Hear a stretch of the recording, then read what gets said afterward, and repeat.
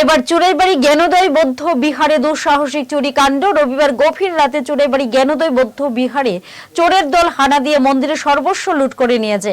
মন্দিরের ভিক্ষুরা জানান, প্রতিদিনের ন্যায় এদিন রাতেও তারা রাতের খাবার সেরে প্রায় দুইটার পর ঘুমিয়ে পড়েন।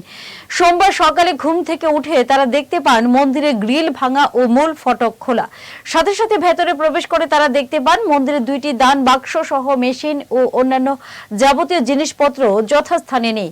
এমনকি থাইল্যান্ড থেকে আনা অষ্টধাতুর অনেকগুলি বৌদ্ধ মূর্তি নিয়ে যায় চোরের দল। তারা জানান, সব মিলিয়ে প্রায় 4 লক্ষাধিক টাকার ক্ষয়ক্ষতি হয়েছে। পরে খবর দেওয়া হয় চুরাইবাড়ি থানায়। খবর পেয়ে পুলিশ এসে তদন্ত শুরু করে।